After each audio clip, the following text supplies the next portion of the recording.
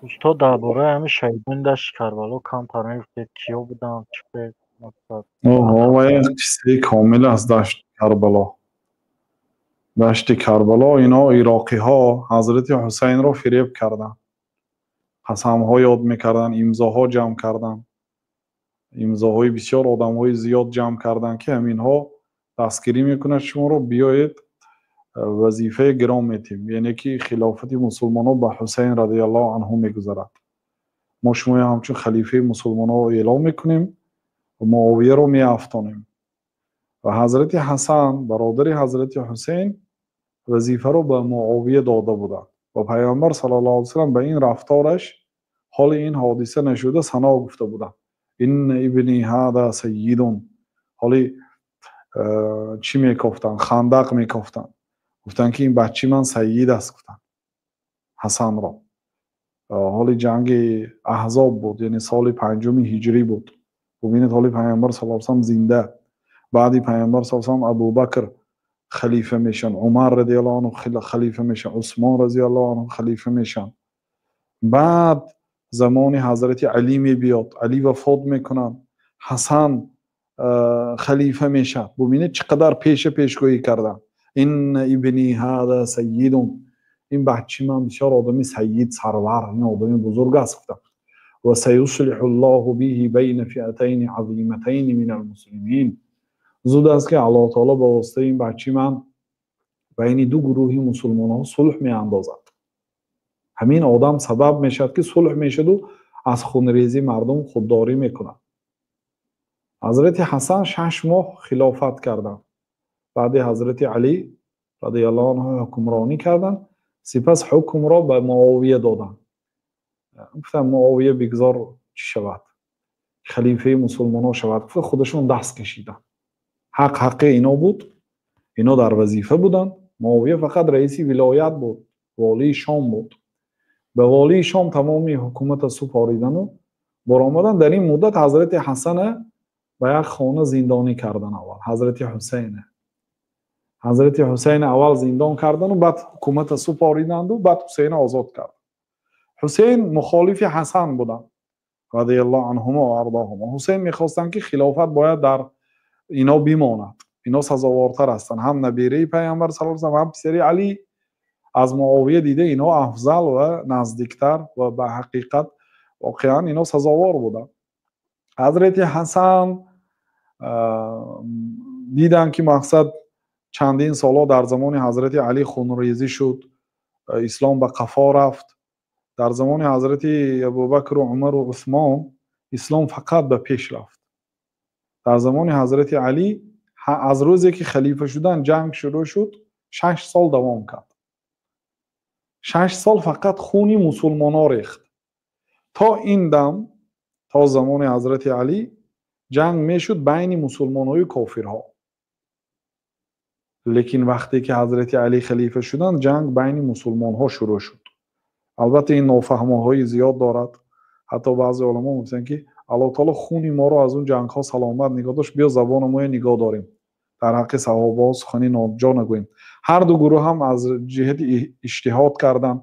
هر دو گروه هم خودشان را حق میپنداشتند. در یک طرف حضرت علی 10 یاران بهشتی، در یک طرف دیگه حضرت طلحه 10 یاران بهشتی، زبیر ابن عوام 10 یاران بهشتی هستند. در اون طرف معاویه هست رضی الله عنه و ارضاه. در این طرف با دیگر صحابه ها و مسلمان ها تابعین به همدیگر جنگ کردند.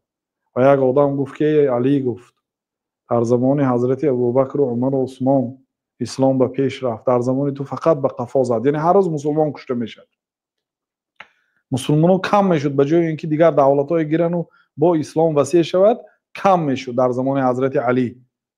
بعد حضرت علی رضی الله عنه گفتن که آخر برای آن که حضرت ابوبکر و عمر به من بر این انسان ها راهبر بود، من به تو بر این انسان ها راهبر هستم. خلاصه حضرت حسین حکومت سپاریدن به معاویه رضی الله عنهم اجمعین. بعد حضرت حسن که این کار کردن، حضرت حسین زید برآمدن، ناراضی بودن از کاری حسن، باید نمیدادی حکومت، جنگ و جنجال.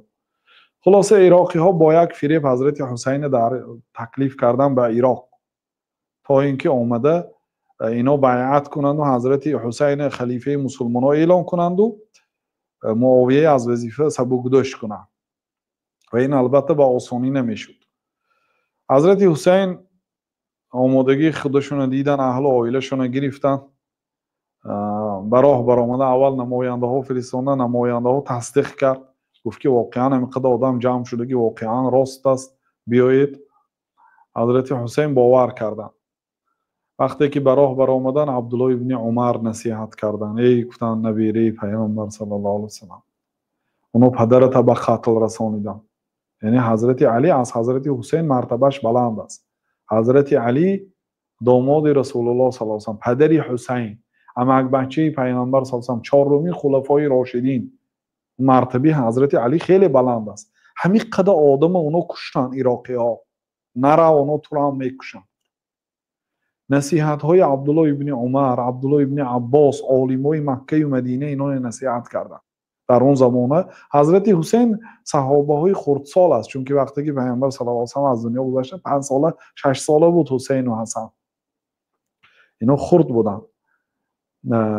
ابن عباس و ابن عمر هم صحابه های خردسال است، لیکن این روز حسین که 60 ساله است، اینا هم کلان سال شدن. یعنی از همه آدم های معتمدی اهل مکه عبدالله ابن عباس، از همه آدمی با آبروی مدینه عبدالله ابن عمر بودن. عالم های کلام برآمده حضرت حسین نصیحت کردن که نرو.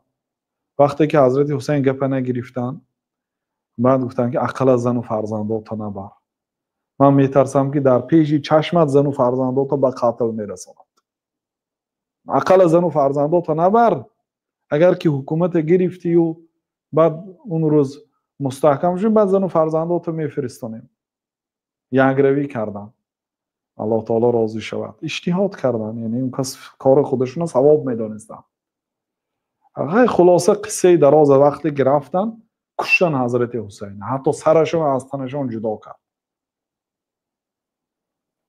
لعنت الله باد بر آن آدم هایی که این کار نسبت حضرت حسین کردن. اینا همو حاضر شیعه ها برای چی خودشون میزنن و همینا کشتگی هستن. آخه برای میزنن که ما وقت چند خیانت کردیم به حسین.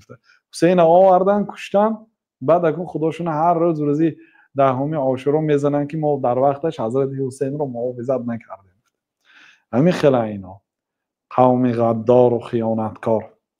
خلاص این قصه دراز، حتی بعضی آدم ها رساله دکترا نوشته هستن برای مقتل حضرت حسین. حادثه قتل حضرت حسین کتابی مخصوص نوشته شده است. قصه های دراز از تاریخ های درسته گرفته خواند. جمعه هم داریم درباره قتل حسین. بله.